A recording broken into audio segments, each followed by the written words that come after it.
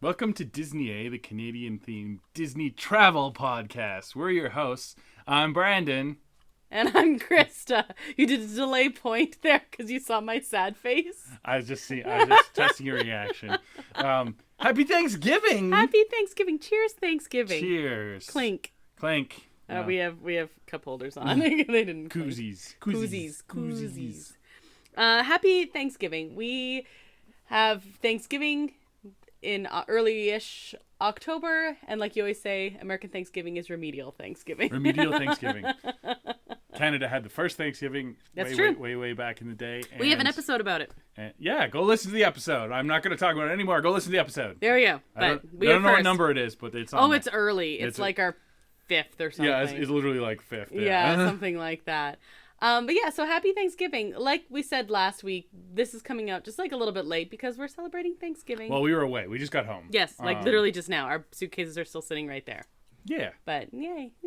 And it is unseasonably gorgeous out here in Canada. It's been very warm. We were in shorts and t-shirts. Yeah. Well, you had some autumnal outfits. But they were sleeveless. And just because you wanted to wear autumnal clothes. Autumnal, and I kept saying everything was autumnal. Oh, yeah. Well, we saw some family, and we ate some food, and it was lovely. Yeah, some food, quote unquote. We ate all the food. All the food that there is in the world. Yeah. We ate it. Yeah. But I have been posting some pictures this weekend, and I'm going to post more after I finish getting organized. So, yeah, you can see what Canadian Thanksgiving looks like for us this year. Okay, wait, we clinked our drinks. Now we have to talk about them. Oh, yes, you picked some drinks for us. They're seasonal, yeah, sort of. They're autumnal. Well, they go very well with Thanksgiving. I have a cranberry neutral. And I have a pumpkin beer. This is a St. Ambrose. Ambrose? Yeah. Pumpkin beer. Yeah. Yay. Pumpkin beer. I love pumpkin beer. It's funny. It's like kind of ironic because I don't like cranberry sauce on my turkey dinners or nothing, but I do like a cranberry neutral. You do. So there I you like go. cranberry sauce. Cranberry sauce is a yes with turkey for me. That'll be a yes. And pumpkin beer. Yes. Yes. Well, no one's ever said you had good taste, so there you go. I picked you. Also, it is spooky season, so we're gonna keep talking about that. But Brandon, what is your nerd thing this week? Well, while we were away for our Thanksgiving festivities, we did a little shopping and we bought some new board games. Oh, yes, we did. You picked out one and I picked out one. Yeah. Do you want to talk about each of them? Sure. Okay, because we played mine already, and it was called the Illiterati. The Illiterati. Which is also, this is like a nerd thing wrapped in a nerd thing. It's you're a group of librarians trying to save the world from illiteracy, one word at a time, and it's will it spell disaster or will you have the last word? Yeah, and it's great. And the whole game is like you're trying to put words back into books. And the books are these cards with different goals that are the game, the actual game itself, but the books that are the cards are like little literary puns or like fake books. Exactly. All parody books. Yes. Like I liked Celsius 236 point whatever instead of Fahrenheit 451. It was all very good anyway. Yes. Yeah, and what about yours? My game is called the Guild of Merchant Explorers, and it's kind of like your conquistadors or British privateers or something like that, and you're kind of exploring the new world or whatever. It looks super cool. We haven't played that one yet. So. Yeah, we haven't played that one, but I was a fan of how the artwork looked on it. There's this board game shop in this town that we always stop in during Thanksgiving weekend, and it is like the coolest board game shop I've ever seen. Very knowledgeable and lots of cool different things in there, so pretty excited. Yeah, good nerd thing. I like board games. We have way too many. But way too many, but that's okay. I enable this. I was like, okay, you should buy it. Good nerd thing. I approve. My nerd thing is just that it's Thanksgiving and it's the long weekend and yay. That's a terrible nerd thing. You can piggyback off mine though. You talked about your board games. I did. So that's Thank fine. you. I appreciate it. Fine. I appreciate it. It was good. I'll give you a piggyback once in a while. Yeah, that's true. You're bigger than me. Oh, my knees! Okay, Brandon, before we head to the news, we have two things to talk about. We had the final episode of Ahsoka, and we had the first episode of Loki. Oh, it was Disney Plus Content Central. Right? So, spoiler-free initial gut reaction. Quick response. What did you think of Ahsoka finale? So that finished up on Tuesday. First of all, let me just say how much I very much enjoy the new release time of all these shows. 6 p.m. Pacific, 9 p.m. Eastern, and that works out to 7 p.m. our time, and it's lovely. Yeah, we can actually watch them literally as they come out. Watch them as they come out. You don't have to worry about avoiding spoilers if you're caught up, and wonderful, absolutely wonderful. It's going to be tough to talk about Ahsoka without spoilers. Well, how about this? We are going to have a whole Ahsoka episode next week, full of spoilers. Yeah. So save your spoilers till then. I really like the series as a whole. The finale might leave you wanting more, but that's kind of how it's designed, I guess. I don't know. It did what it was supposed to do, and right. I think that's what it was supposed to do. So. Yeah. Well, anyway, we're gonna have a lot to discuss. Yes, next week. As the series as a whole, I liked. I can't really talk about that episode at all without any spoilers. So. Oh, okay, fair enough. Yeah. All right, okay. What about the first episode of Loki? That was Season good. 2 Loki. I liked that a lot. They had released the first. They released the first 4 of 6 episodes to reviewers, and it was like pretty mixed reaction. But I think critics in general aren't drinking the Marvel Kool-Aid anymore, and now they're kind of like just cynical and anti that. And for me, I'm not that way yet anyway, and so I'm just enjoying things. Yeah, good Marvel's good Marvel. And whatever. No, I think it was solid. Yep. It felt short, but that's just because I know. I was like, oh, it's done. Yeah.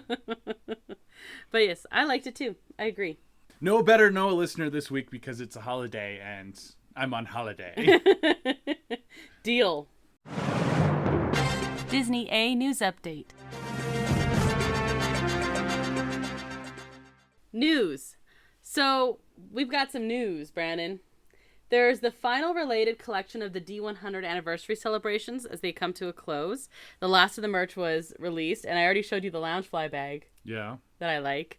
You have to describe it. It's a partner statue, the silhouette of the partner statue in the front, like with fireworks and everything all around it, and it's really it's a black bag really with cool. the silhouette of the partner statue, and the fireworks are going off against the night sky, and it lights up apparently. Yes, which looks awesome. Sounds awesome. I would love it. I also want the Kermit Loungefly bag because there's a Kermit collection now. A Kermit Rainbow Connection Loungefly my gosh, bag. It looks so good. It's literally him on his band. Oh, I love it. I don't know which one I'd want more. I just have to get both.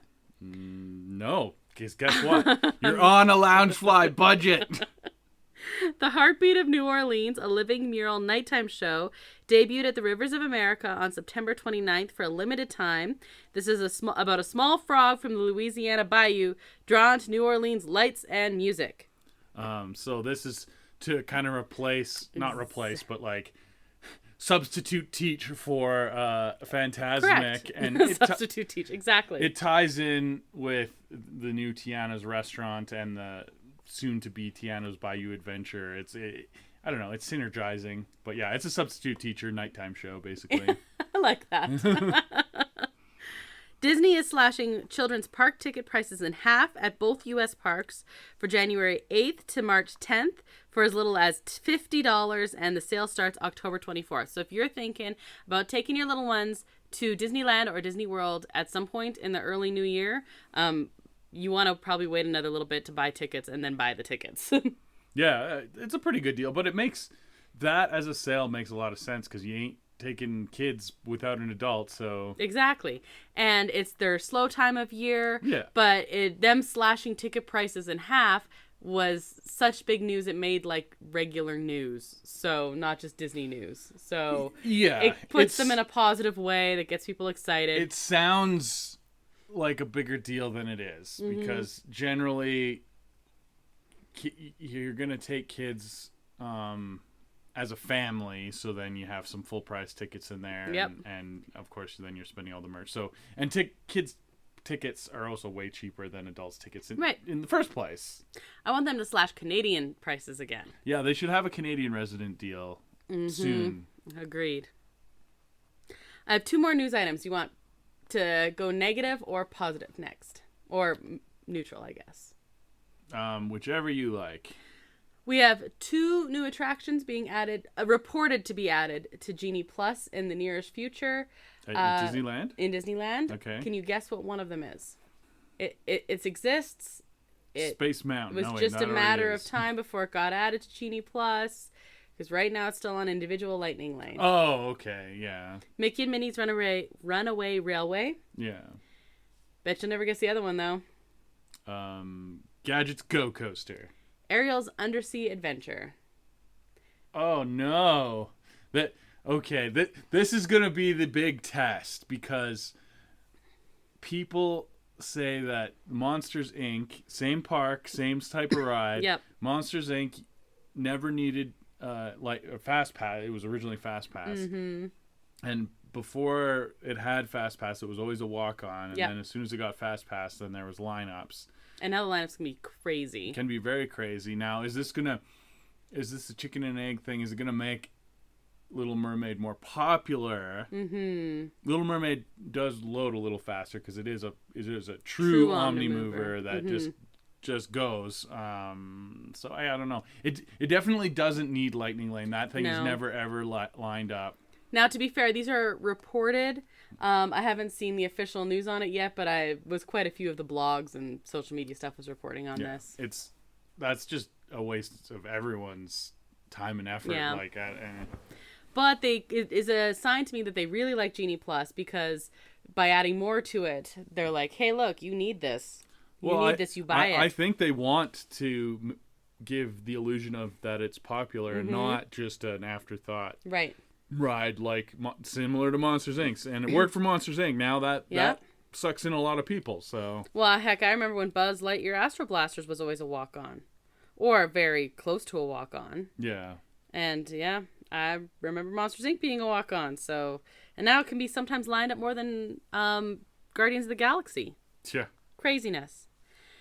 Okay, and then finally, on a downer note, Julia Ormond is suing Disney and Miramax, which Disney owned in the 90s, for negligence as part of accusations against Harvey Weinstein for sexual assault. Yeah, I mean, I guess somebody's got to have liability, and it's all about what you can prove, who knew what and what and so forth. So yeah, I don't know. I'm surprised there hasn't been more of that because it's basically saying like you knew and you covered up. There's a lot of companies involved with Harvey Weinstein over the years, and I'm sure there's some proof out there of what some people knew and swept under the rug, right? Yeah. So yeah, exactly. Whatever. I have some news not to move on from that too quickly, but this is a statement of what's going on. Yeah. So we haven't talked about it, but like a couple weeks ago they settled the writers' strike. Oh, okay. And it is all official, done deal. The writers are back to work. Yes. So we just said that it looked like it was going to be a done deal, and then we didn't report. Yes. Yeah. So done deal. Things are starting to spin back up again. Unfortunately, they haven't settled with the Screen Actors Guild, who are also on strike at the same time. They started after. But I assume that's going to be the next thing. They're striking for similar reasons. A lot of problems with royalties for streaming content, and things like that. So I'm sure that'll resolve soon-ish. I'm glad they settled with the writers, though. Pay your writers. Yes. So writers specifically means that things like late night comedy can come back, because they're not anything to do with the Screen Actors Guild, but they're the writers. Yep. They need the writers, obviously. It's totally a little tough to do jokes without anybody writing them. Anybody writing your jokes. Yeah, totally. That's good, though. Curious to see what happens now with the Screen Actors Guild. Yeah, and I don't know. I just think there was too much pressure to get things rolling again. They were going to start running out of content for next year, kind of thing. So right.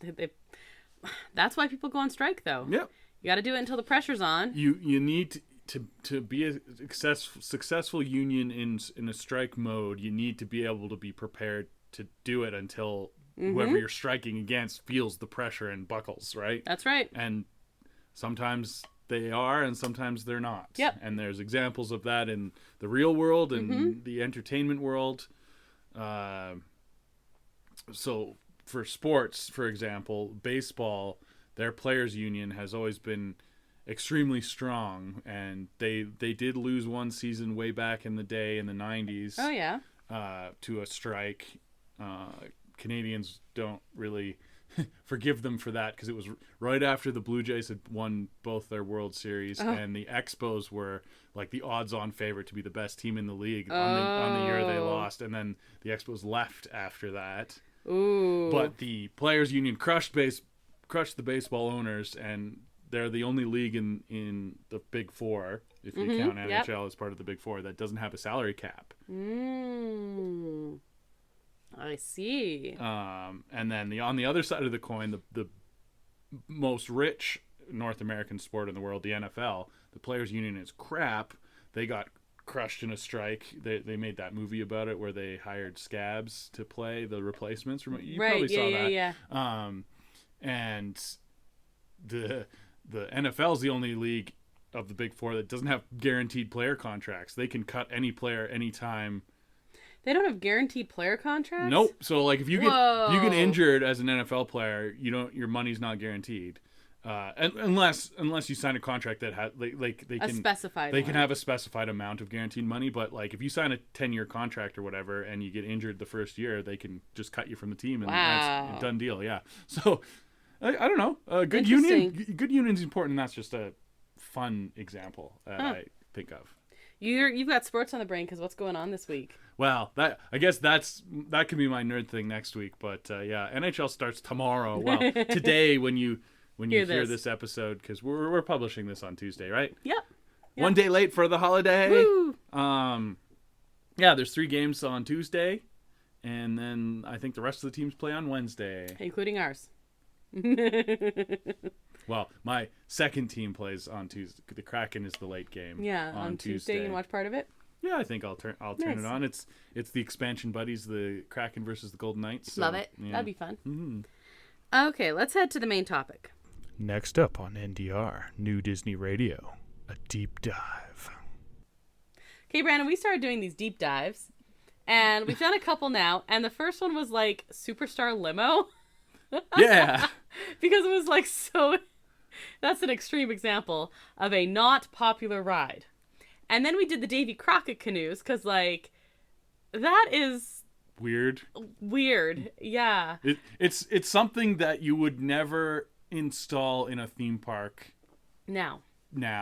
Ever. Like, can you imagine Epic Universe is like, yeah, we got Super Nintendo Land and we're going to do this and you got the Donkey Kong roller coaster and you got the Monsters Land and you got your Werewolf roller coaster and you got your Harry Potter Land and you're also going to paddle some canoes. Exactly. Can you imagine? No, I could not. But that was funny. We're going to go, I guess, odd for us because we're going to talk about a quite popular attraction now. Yeah, we're going to the other end of the spectrum now. Not esoteric. No. not a deep cut. There's no irony here at all. This is one that you're gonna see a lot of deep dives on if you look, because it's like one of the most popular attractions in the world. Doing my research for this was kind of difficult. Like I had to pare it down quite a bit. So I'm gonna keep it like. I apologize if you've heard some of the stuff before, but there's like some cool history and things with this one. I do have the episode title for this one already, though. Oh, do you? Are you gonna tell me? I got 999 problems, but a ghost ain't one. That's a good title. Good job. There's always room for 1,000. Okay, so the Haunted Mansion is a dark ride attraction located in Disneyland, Magic Kingdom, and Tokyo Disneyland. And I know what you're about to say. What about the other places? What about the other places? I'm gonna get there. Boy, are you psychic? Are you related to Madame Leota? I am. We're no one can see me doing my fingers crossed, but we're like this. Oh, yeah. Haunted Mansion's actually my favorite example with the exception of the two Disneyland and Disney World, the two USA parks, it's different in every place. But it exists in every place. And even the USA ones, the exterior is quite different. Exactly. Yeah. So the Haunted House attraction features a ride-through tour in an omnimover vehicle called a Doom Buggy, and a walk-through show is displayed to riders waiting in the queue line. That's actually considered part of the show. And it should be. There's super cool. There's some really cool stuff on the grounds, and then once you go through the stretching room, there's some really cool stuff. And the stretching room by itself is a thing. Each location differs slightly in design, utilizing a range of technology from centuries-old theatrical effects. Pepper's Ghost. To modern special effects, including spectral audio animatronics. The Haunted Mansion inspired two similarly themed attractions, Phantom Manor and Mystic Manor. They just have different names, right? But because they are they are different. Well, and they're like more culturally appropriate. Yeah. So Phantom Manor is in Disneyland Paris, and Hong Kong Disneyland is Mystic Manor. The oldest opened in Disneyland in August 1969, and the most recent iteration is Mystic Manor in Hong Kong Disneyland in May 2013. So back in 1951, when Walt hired the very first Imagineers, the initial sketches of a park, which was much smaller and intended to be across from the studios, featured a carnival and a crooked street leading away from it with an old church and a graveyard attached to a run-down old manor. And this was done by Disney legend Harper Goff, who is actually, I think he's even on one of the windows on Main Street. Yeah, I think so. Yeah, those old concept arts, and they evolved. Even the first Disneyland one. Totally. They always wanted a haunted house. Exactly. They always wanted a haunted house. Did. So I've got here a little bit of history leading to what we know to Disneyland. And exactly what we said. They always wanted some version of a haunted house. Yep. And they didn't have one when they opened, but... Didn't have one for a long time. We said 1969, the first one. Disney asked Imagineer Ken Anderson to create a story using Goff's original sketches from 51. Anderson was inspired by the plans for New Orleans Square, which was in the initial talks for Disneyland, and was going to have a pirate wax museum and haunted walk-through house kind of side by side, and was set to fit between Adventureland and Frontierland. So he came up with a decrepit antebellum manor based off an actual house. So basically, this house is what we know as the Haunted Mansion is an amalgamation of two houses. So the exterior, that with the columns and everything like that is designed after the Shipley Lydecker house in Baltimore, Maryland. And it also just evokes your like typical plantation. Oh, type totally. house, But if you look up that house, it looks exactly like the Haunted Mansion, the Disneyland Haunted Mansion. Yep. The other part I'm going to talk about the house. That one is a very famous house that is inspired by some of the like creepier stuff. But this is just the initial exterior, right? So they imagine various stories to fit the attraction. You know, they want their storytelling. Of course. A ghostly sea captain who killed his nosy bride, then hanged himself. A mansion home to an unfortunate family, and a ghostly wedding party with well-known Disney villains and spooks. So they would have liked that, trying to get some... Trying to tie in some IP even back stuff. Then. So people are like, oh, that's a new thing. Well, Disney famously rejected his idea. He didn't want anything to appear run down in his park, but he was inspired by the Winchester Mystery House in San Jose, California. Especially the idea with stairs and hallways leading to nowhere and doors that open to nothing.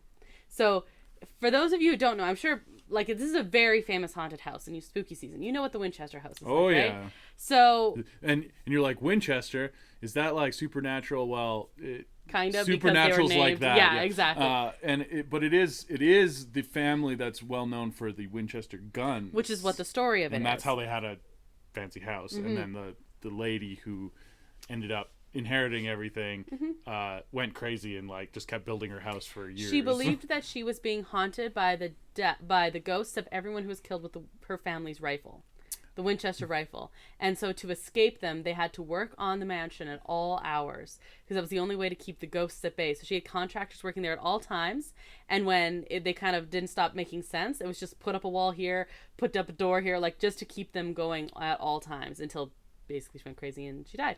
I think she went crazy before, like... Well, yes, until that took its toll, basically. Yeah. Mm-hmm. So, for, like, decades, essentially, this sprawling manor is just absolute chaos. And it was just so they would always have contractors working at all times. So, in the middle of a floor, you'll just have a staircase leading up, like, to nothing. Things like that. The true meaning of busy work. Yeah, exactly. That's keep the ghosts at bay. Who knew that general contractors were a ghost weakness? Who knew? But that's what Disney was interested in. Mm-hmm. And of course loved that it was a California thing. He was very interested in that. So in 1961, finally, they started advertising that it would open in 1963. They actually showed up in park maps. Missed it by just this much. They would show up in park maps, coming soon. The exterior was done then, actually, and featured in 1965 on Walt Disney's Wonderful World of Color TV show. I've seen that episode. But it actually didn't open until 1969 because, it was supposed to open in 1963? Well, 1964 to 65 was the World's Fair. Do you remember Disney wasn't going to be involved, and then at the last minute they did a whack of stuff? Yeah. That's why it didn't open in 63 or 64 or 65. They built 3 attractions in a short amount of time. And that reinvented everything. And shipped them across the country and then operated them for a couple years. So it paused that, and then, 1965 World's Fair's done. So we can get back to work on the Haunted Mansion, and then Walt died in 1966. So they completely redesigned it after that. But there was definitely a mourning period where they kind of they just basically tried to keep their heads above water for a little bit, and then they went back to designing everything. So after the fair, Anderson, so this is Walt's still alive at this point, but he's getting sick. After the fair, Anderson had left the project at this point, and other Imagineers joined and contributed, most notably Raleigh Crump. He created, the Raleigh Crump. He created a bunch of images and ideas for a museum of the weird. Coffin clocks, man-eating plants, and candlemen. Walt thought of incorporating these into a themed restaurant attached to the Haunted Mansion, kind of reiterating how the Blue Bayou is attached to pirates. Ah. That was their idea. And actually, I just gotta say. Should have done that. That would have been cool. So cool. The Melty Candleman is actually made an appearance in this year's Haunted Mansion Holiday. You can see it now when you year's. Yeah, there was a Melty Candleman. Melty Candleman. In honor of Crump. Raleigh Crump and Yale Gracie were put in charge of creating illusions for the attraction, and they focused on apparitions using Pepper's ghost, which we said that was way back. So the first recorded use of Pepper's ghost, for anyone who doesn't know, although this is pretty well known thanks to Haunted Mansion, but just for anyone who doesn't know. It is the Haunted Mansion's the most famous example for your average Joe, but it's an old magician's trick basically. 1862 is the first recorded one, and basically you're reflecting an image of an object off stage, so it appears to be in front of the audience. That's how you have ghosts that appear see-through. But you're right, it was used in theater and magicians. Yeah, for magicians. So Mark Davis and Claude Coates, 2 of the mansion's main designers, disagreed on whether the ride should be frightening or enjoyable. And we're going to talk about the movie in a second because this kind of reiterates that. Yep. Coates, who was originally a background artist, wanted scary. Produced renditions of moody surroundings like endless hallways, corridors of doors, bleakly spooky environments. Davis was an animator and character designer who wanted mostly comical characters, thought the ride should be silly and full of gags. But in the end, both artists got their ways. Someone named an Imagineer named Atencio combined their approaches and ideas and basically transitioning from dark and foreboding to a spirited entertainment. Thank you, music, for a large part of this. The ride narration was performed by Paul Frees in the role of the ghost host, and the attraction's theme song Grim Grinning Ghost was composed by Buddy Baker with lyrics by Atencio. Different versions of it can be heard in nearly every single part of the ride. After Walt died in 1966, the Museum of the Weird was abandoned completely. They're like, we can't handle something that big right now. And the walkthrough elements and attractions were also thrown out, though some characters and elements incorporated into the final attraction, like we said, Candleman and Holiday this year. Adventures Through Inner Space attraction developed the Omnimover system, and that was this is going to fix it. So the basic problem was walkthroughs are very slow capacity. They're cheap to build and easy to have stuff, but they're low capacity. So the original idea was maybe we'll have this big house and we'll run 2 groups through, so that way it'll be some. And then as soon as we have this Adventures Through Inner Space going on and we figured out how to work the Omnimover, then they're like, oh, that's how we're going to get people through here. So they designed the Doom Buggy, and because of its shape, it's almost like an egg shape, you're pretty enclosed. Imagineers can tilt and rotate you to control the story, which is what they wanted. It was a significantly higher capacity, but the partly enclosed vehicles gave the feeling they wanted of wandering alone in a haunted house. which works very well. Like basically the only time you see any other guests is in the seance room where it's a semicircle. Yeah. Mm-hmm. And that works to see other people because you're in a seance with other people. Yeah, exactly. It's like you're around the table holding hands for the seance. Mm-hmm. Is the idea. I will say that whoever designed the Doom buggies were short people, though. Oh yeah, your poor knees every time. I have to be very careful where I put my legs, as that when the ghost host closes the Doom buggy for you, bang! Knee, every time. Knee, ow. You go in first and you angle towards the middle. Yeah. We found that works better for tall people, even more so than going in after and angling towards the middle. It's something about the way that fits. I don't know if it's the tilting or whatever. And just like the amount of time you have to get situated. I don't know. For tall people, there is a trick. Yeah. Tall person in first. And angle your knees. Watch your knees. Watch your knees. So I just have a list of dates here important to the Haunted Mansion. In 1994... the ride was updated. It was closed for the first big update. In 2001, the audio was updated, and they included all their information about safety. In 2004, safety? Yeah, what? That was actually part of a whole park safety thing. Sure. In 2004, the seance room was updated. So if you remember going and Leota's head just sat in the crystal ball, and now you go and it's floating, and you're like, did I just dream that? Nope. That wasn't until 2004 her head started floating. And remember, I said that in 2008 when we went. I was like, I swear her head just sat there. Yeah, that's what happened.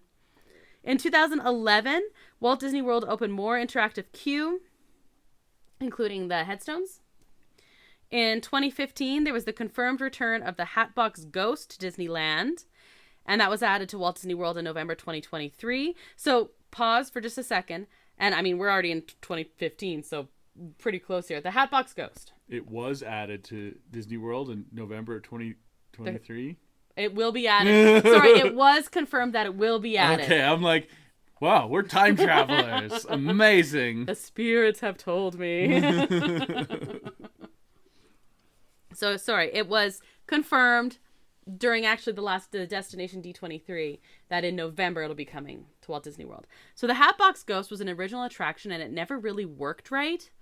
It is a gentleman, top hat, and he's holding a hat box, and when you go past, his head is supposed to disappear from his face, like where his head is supposed to be, and go into the box. Mm-hmm. And it never worked properly. The effect never super worked, so they got rid of it. Yeah, they got rid of it, and then they brought it back again for a little bit, and it stopped working again, so they took it away again, and basically someone just tinkered with it, and they have better technology caught up to what they wanted to do. They have better technology. Like they have like even like Snow White and the Seven Dwarfs ride has really cool LED face animatronics. They use that technology to do the Hatbox. It's much easier now. Yeah, it's much easier to do it reliably. Is the whole thing.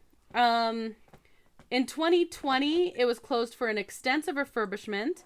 There was a lot of uncertainty if it would get done to reopen during the closures. 2020, what happened?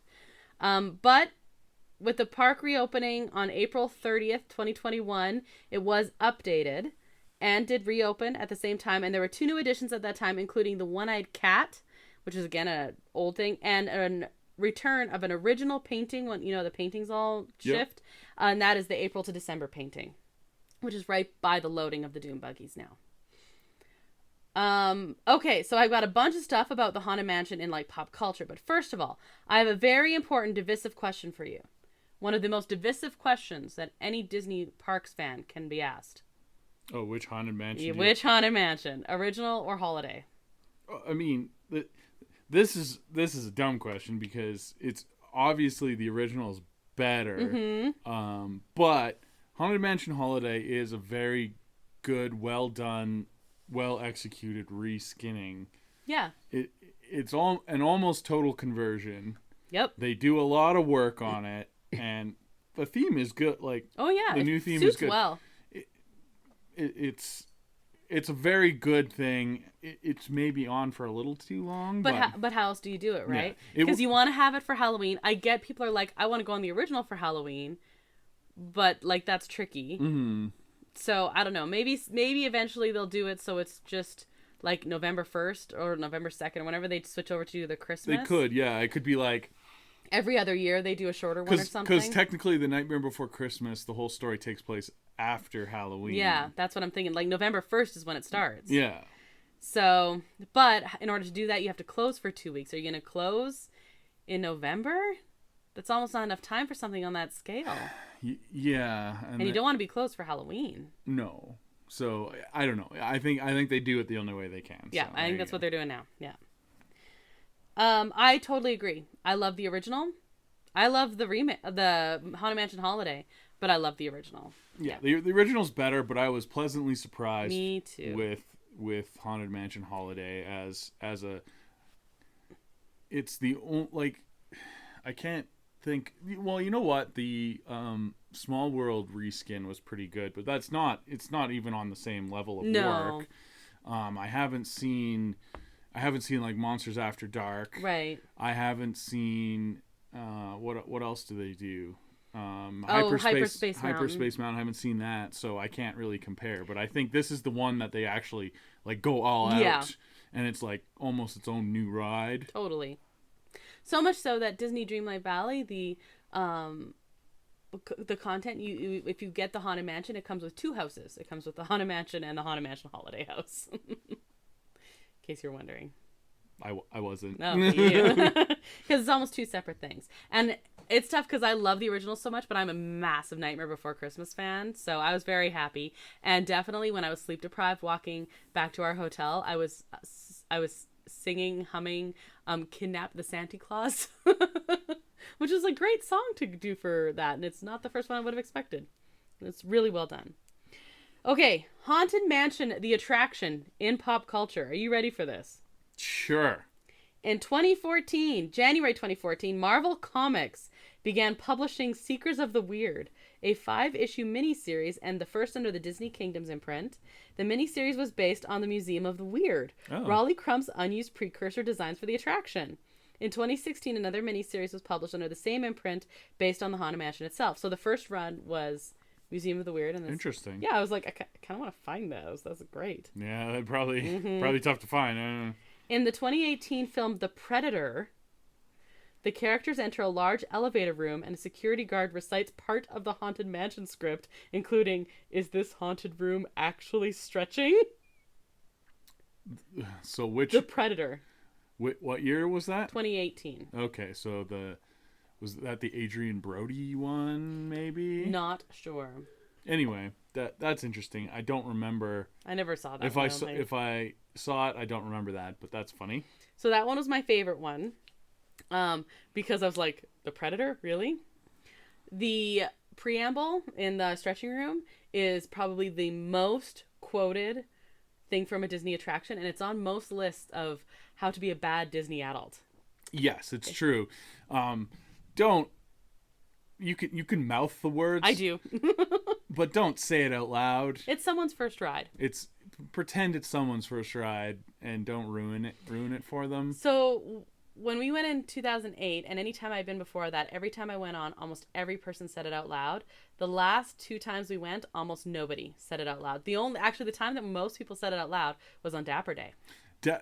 So we went, and it was like, I think it was our last ride on Dapper Day, and there was like 4 people in there, and they were all dapper people. Yeah, so that's fine. First of all, like one of them was wearing like a nightmare themed. That was cool. Or no, was it Nightmare or Haunted Man? Anyway, it was like a spooky thing. It was the Haunted Man. She was doing the ghost host. She was doing ghost host dapper, and clearly everyone there was into it. And then so that was totally fine. That was okay.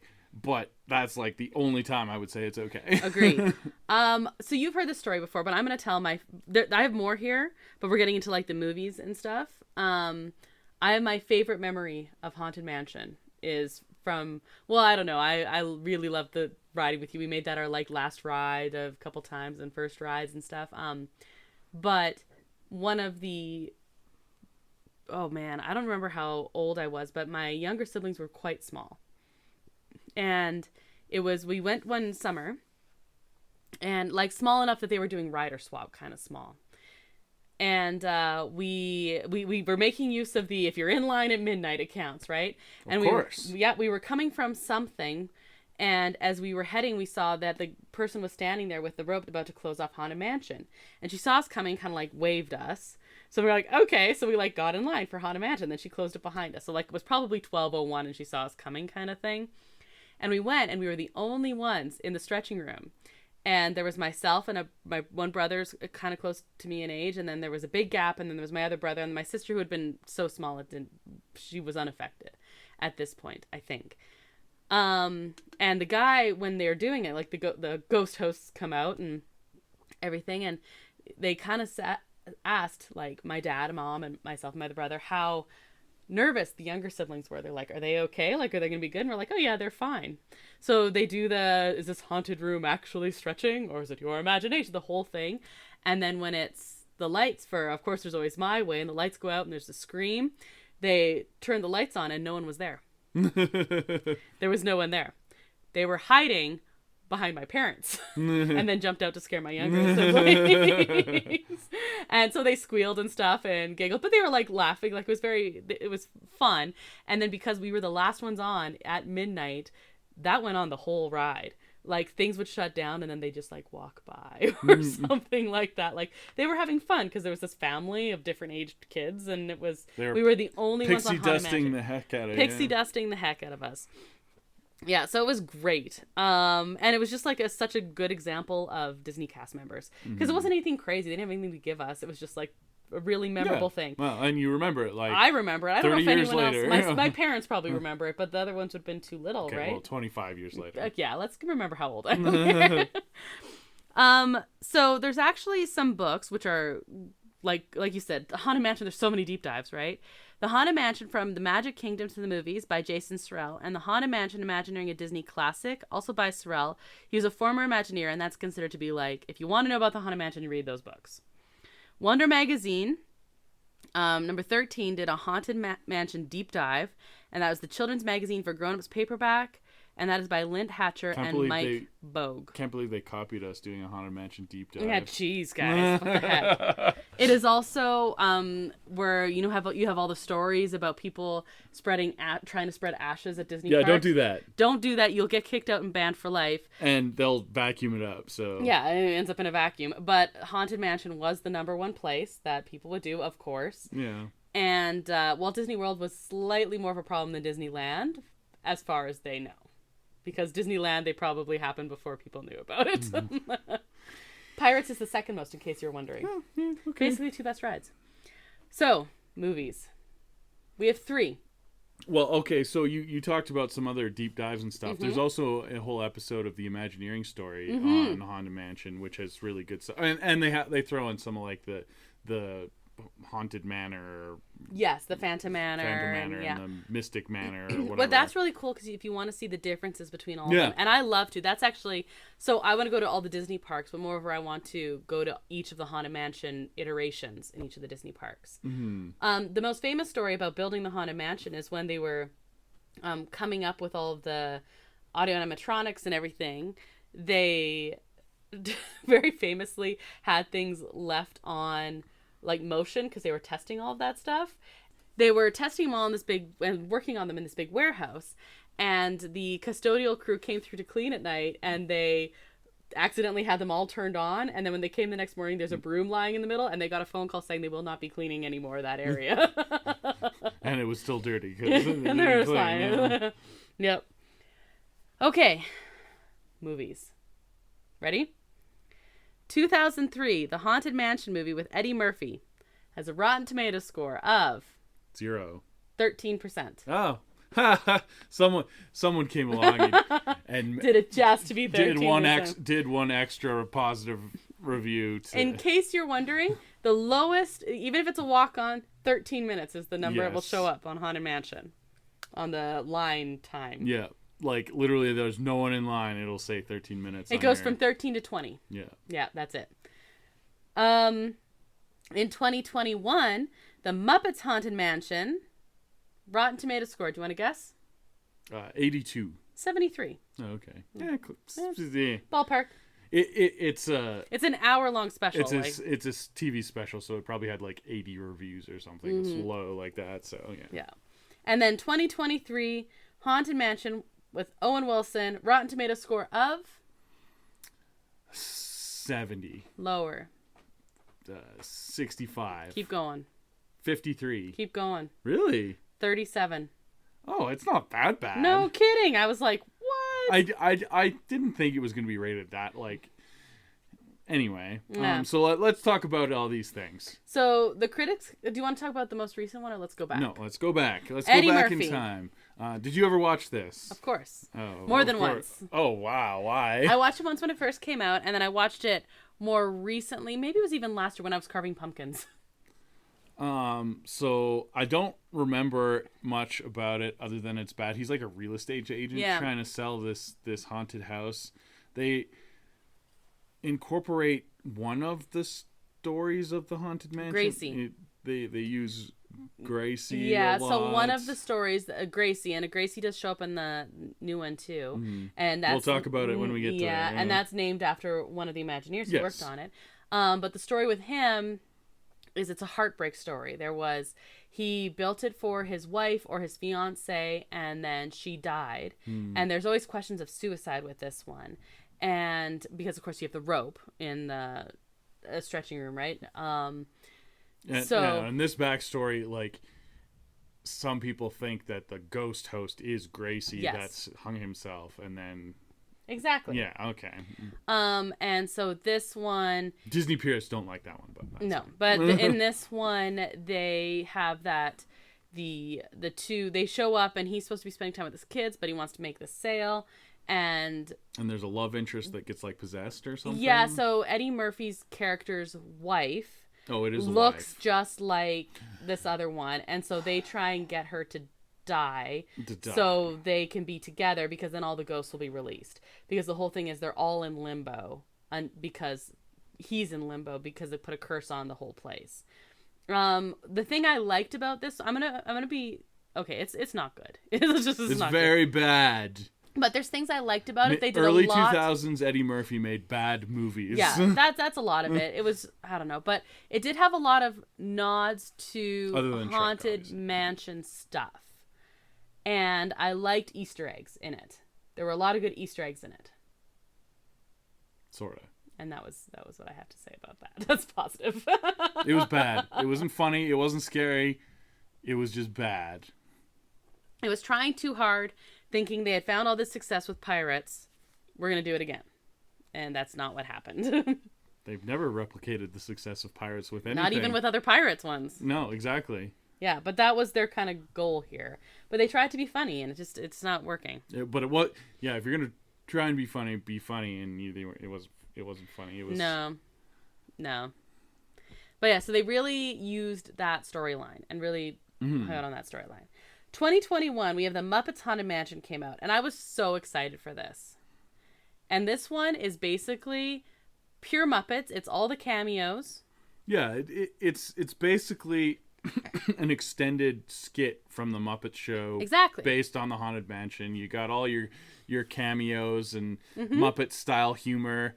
And it works. It super works. Yeah, it works with the Haunted Mansion because it knows what it's trying to do, and it does it. Like, I said, the phrase the kids would say, it understood the assignment, basically. And they're like, we're the Muppets. This is what we're going to do with it. And a lot of it is like Muppets humor, and a lot of it, there are tons of Easter eggs with this one, but wrapped up in Muppet stuff. So at the end, when you have the stretching room, or at the beginning when you have the stretching room, and then you have the lights all go off and they're screaming. You turn the lights on and there's the goat that always screams in the Muppets standing there screaming. They're like, why are you yelling at me? Like it's like done like that. It's really Muppety, and that is a good thing in my book. And it also fulfills like your Disney nerdness. There's some good cameos in here, including the woman who is. So the woman who did Leota, the original Leota, her daughter did Little Leota for the Haunted Mansion Holiday. And her name's Kim. And she is in this. She comes and she like polishes, Miss Piggy plays Leota. Pigoda? I don't remember what it is. Yeah, I think it's like Pigoda. Yeah. And she comes Madame and like Pigoda or polishes the crystal ball and stuff like that. And you can tell because she like looks and she like rolls her eyes at the camera and walks away. And you're like, oh, she's someone. She's someone. But if you don't know, you're just like, oh, she's someone. But so they have lots of stuff like that. The premise behind this one, it centers on Gonzo. And Gonzo wants to be a great magician, and he has to survive a night in the haunted mansion, and he brings Pepe. Right, and the great Gonzo has no fear, so yes, that's his whole thing. Yeah. Is supposed to prey on whatever it is you fear. So yeah, there's that, and then he has to find out what it is that he fears during this whole thing, and then face it. So yeah, this one has some cool stuff, included Constance Hathaway, the bride, who killed all her husbands, and so that's in this one. She goes after Pepe, and that's another. Pepe kind of deserves it. Totally, and that's another piece of lore. He may be a prawn, but he's a bit of a dog. True story. And that one, when they redid the attic for one of those renovations I was talking about, they did more with that story, and so they played into that a lot with this version of this reiteration of the mansion movie. Yeah. Did you like this one? Oh yeah, no, like I said, it's Muppety and that's good. Yeah, I love it. I have watched it twice. I might watch it again this year. I don't know. It's something you watch while carving pumpkins. It's great. Yeah, well, that's the nice thing about it is it's truly a Halloween special. So yeah, it's an hour long. You can pop it on maybe every other year or something and still enjoy it. Yep. 2023, this year, we have the Haunted Mansion with Owen Wilson. Critics' consensus on this one is Haunted Mansion's talented cast makes the movie a pleasant enough destination, though it's neither scary enough nor funny enough to wholeheartedly recommend. That's somewhat true, but a little bit unfair. The cast is quite good. The cast is so good. My biggest problem with it is it's a little long. It kind of drags in a couple spots. But like you said when we were talking before, the original Haunted Mansion ride ended up being, there was a tug of war between being funny and scary. This movie has that same tug of war. Right. And I think they balanced it out. Yep. I think they balanced it as well as they could. It's tougher to do in a movie. Mm-hmm. Like one of the best examples is Ghostbusters. Yes. A comedy horror that actually is both. Mm-hmm. It's tough to do. Really hard to do. But if you're super into the Haunted Mansion, like a fan of the park and the Haunted Mansion, then this movie will be enjoyable. I actually really liked this movie. And I mean, which makes sense. Yeah. But I was expecting to really like this movie because I heard there were lots of Easter eggs and nods and stuff like that and that a Disney fan would like it. So I was like, oh, I'm going to like that. But I actually liked the story way better, and I thought the actors did a great job. Yeah. So I was good with this one. I liked the combinations of the stories they used. They had little pieces. They kind of pulled pieces from everything. They had the sea captain. They had Gracie. They did. They had the bride. But the main villain wasn't Gracie, wasn't the bride, wasn't the sea captain. No, they were all kind of... Well, the bride was like the sidekick villain, basically. Kind of. But you thought Gracie was the villain to begin with. You thought Gracie was the villain to begin with. He wasn't. Most of the ghosts were victims themselves, right? Yeah, exactly. Because it turned out the real villain... Spoiler. The real villain is the Hatbox Ghost. Which is great. So cool. Because they've done this whole thing, and Disney fans and millennials, or actually probably older than millennials, have been obsessed with the Hatbox Ghost. And so making him the villain here, so good. So good. Played by Jared Leto. And here's the key to having Jared Leto be okay in your movie. Make the character he plays look nothing like or sound nothing like Jared Leto. Yeah, I thought you were going to say cut off his head. Yeah, well, that would help too. And also, the Hatbox Ghost, they named the Hatbox Ghost in this, and he was Crump, which was... Yes. Yeah, nod to Crump there. Nod to Crump. Yeah, I was gonna... Yeah, you're we're gonna get back to him, and I was like, yeah, he is. In fact, when they introduced him, I think I squealed. When they said his name when we were watching, I was like, hey! So, I don't know. It's a little bit long, but... The cast is really good. The main guy, I don't know the actor's name. I'm sorry. No, hold on. I'm going to look him up because I think this is worth looking up. He plays it completely straight, like he's acting in a drama. Mm-hmm. See, it's funny because they say with Owen Wilson, but he's not the main character. Owen Wilson is... Owen Wilson. Just being Owen Wilson. Wow. But here's the thing about Owen Wilson. He just has good chemistry with everyone. I don't know.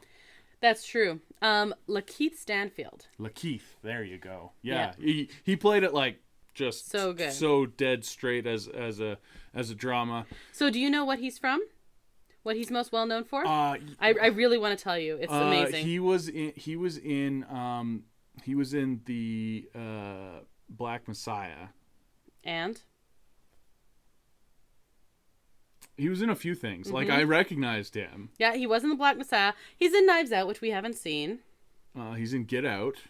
Mm-hmm. What else? What? Death Note. Nah, I haven't seen that. He's in lots of, like you said, Get Out. He was Straight Outta Compton. Selma. We've seen Selma. So a lot of, like, black heavy-duty movies. And he was on Broadway. In the Book of Mormon. He plays the king, warlord. The warlord in the Book of Mormon. Oh. I don't know when he was. Right, but he did it at some point. He did it at some point. I could see him pulling that off. Mm-hmm. But yeah. I don't remember where I read that, but I saw that somewhere and went, what? I had recognized him because we've seen him in all these, like, prestige black stories, and so he has acting chops, and he used them in this movie. Totally. For sure. Tiffany Haddish is also in it. Comedian, actress. Yeah, she was the medium who has to contact Madame Leota, played by Jamie Lee Curtis. Love it.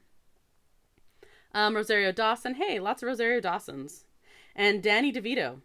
Yeah, and Danny DeVito was just being late stage career Danny DeVito, where he doesn't care and is just funny. He's just like, I just want to do this funny thing. So he did. It was great. Yeah. just having a good time. Yeah, it was good. I actually really liked it. This isn't going to be an every year watch for me. I mean, no. We're not talking Halloween Town here, okay? Like, it's not. You face palmed. I did. But is this going to be like every couple years I'm good to watch this? Every 2 or 3? For sure. I liked it. Okay. Have you, Brandon, heard of the creepy thing about the Haunted Mansion? The creepy fan theory. Yes, I have, actually. I don't know if this is what you're going to say, but a lot of people believe that the story, you go through the stretching room, you get in your doom buggy, and you go through and you see the ghosts dancing, and the doors turning and all that, and then you go up into the attic, and then you see the stuff with the bride, and then it's all scary and stuff, and the ghost is playing the piano, and then you kind of turn around and go down into, like, the courtyard where all the ghosts are dancing and stuff, but you're up in the attic and then you're in the courtyard. So a lot of people think that that's you dying and entering the spirit realm because you fall out of the window of the attic. Is that what you're gonna say? Yep, that's what I'm gonna say. Yeah. I like it. It makes sense. It works with the layout. And so thumbs up to that one. I don't dislike it. I don't think that's what they're going for, but I have no problem with adding this story to it. And I like that you crawl out of a mausoleum at the end. Like, the exit is a mausoleum. So, but just think about it. Like, the other Omni-Mover that is shaped exactly the same, the Little Mermaid, you're in the clamshell, and you turn around and you go down the hill, and that's you going under the ocean. Yeah. So, you falling out of the attic and you're dying, it makes perfect sense. So, how do you get out then? You climb out of the mausoleum, so you're not actually dead. You're just mostly dead. Not dead yet. Or Billy Crystal comes and he's like, Dublev. But yes, I like that one. Okay. Do you have anything to add about Haunted Mansion? No, I like it a lot. It's I don't like waiting in line for a long time for it because it can get pretty lined up at certain times of the year. But it's a pretty good one. Yeah, it's a good one. This is tied for my favorite attraction. It hits best at night, of course. Of course. But yeah, it's tied for my favorite attraction. I love this one. Again, I have a problem waiting in a long line for it because it does move quickly, and other times you can walk right on. So especially at night when it's the best anyway. So, and I like both. I will wait for not a long time. I'll wait not a long time for original and not a long time for holiday. Brandon, you're going to invent a drink. Oh, goodness. I already invented the title for this episode. I'm going to give you 2 options. You can pick which one you want to invent. One is the Hatbox Ghost, and one is the Doom Buggy. How about you invent a drink this time? I did all the research. Yeah, so you should be well-versed in the things. You have to, okay, here's the thing. You have to pick the liquor that you're gonna use. That I will use, and I'll pick the mix. Okay. Which one are you doing? Are you doing? You pick. Doom Buggy? Or are you gonna do Doom Buggy? Let's go Doom Buggy. Because Hatbox Ghost got a lot of love. Well, love's a strong word. With the movie, we're gonna go Doom Buggy. Okay, I'll just do it. I'll just do the Doom Buggy. They can't see you flailing your arms like Kermit. Okay, we're gonna make the Doom Buggy. It's gonna be dark rum. Of course it is. I wouldn't even thought of that. Of course it's dark rum. It's dark rum, and so you need like some ghostly bits. So you'd have to put Sprite over top of it. That's your like ectoplasm. Mm-hmm. And what else can we do with haunted things? I don't know. Maybe just Sprite and dark rum. Okay, that's not bad. It's not great. Not my best work, but I didn't want to do this, so. But you have to put it in a round brandy glass. Yeah, it has to be. Yeah, it definitely has to be, like a brandy snifter or some sort of rounded glass. Mm-hmm. And you have to watch your knees while you drink it. Stare at your knees while holding it and drinking it. Or like, actually, I like the additions. Yeah. Good work. Nah. Good work. Not my best work. Yeah. That's pretty good. Tastier than some of the things you've invented. Yeah, you're going to have to start giving me, like, heads up when you're going to do this. No, you do right off the cuff. Okay. Anything to add now? Maybe some sort of bitters. Oh, Put it in there. Yeah. It's like that bitter old ghosts. Yeah. They're stuck. How many ghosts are in the Haunted Mansion? 999. But ghost ain't one. Here, let's see. What kind of bitters? Rum bitters. Generally, you put whiskey. I think you should also have like a dash of lime. Okay. To just lime up the Sprite a little bit. That works. And it's green. Yeah, green is ghostly and Halloween-y and yeah. Now you're thinking ectoplasm from. I'm trying to I'm just ectoplasm. Yeah, going ectoplasm. Well, that is our show this week. Thank you, El Mule, who's responsible for the custom theme song you heard at the top of the show. You can find a link to his work at our website at disneya.wixsite.com/podcast. That's also where you can find a link to our social media accounts and our email. You can find us on Instagram at disneya.podcast, Facebook at disneya, and Twitter or X at disneyapodcast. Even though we don't update it there anymore, still recommend you checking out Brandon's live tweets of the movies he's watched for Blind Date with Disney. What? Blind Date with Disney? I don't. What? No. No, you live tweeting. Oh, I thought you were signing me up to do more. You're gonna. No. Down the road. Way down the road. In like 2 weeks. You can also find Disney episodes on your favorite. I just had a cough. Okay. In 2 weeks. You can find Disney episodes on all of your favorite podcast streaming platforms and on our YouTube channel, Adventures A. If you've rated or reviewed our podcast, thank you. And if you haven't, please do. It helps us. Algorithms. Everything is algorithms. Algorithms are what haunt me. Next episode, Brandon, we are going to take a mini break from spooky season to discuss Ahsoka. Nope, it's still spooky season, and I'll tell you why. I'm excited. Next week. Oh, okay, so consider this your like big spoiler warning. Ahsoka. We're talking about it next week. You want to watch Ahsoka if you don't want to be spoiled between now and then. Or you can just listen to us and then watch Ahsoka, and you'll be like, oh, that's what they were talking about. Yeah. Yeah, that works too. So I'm Krysta. I'm Brandon. And until the next adventure, TTFN, ta-ta for now. Thanks for listening to Disney A.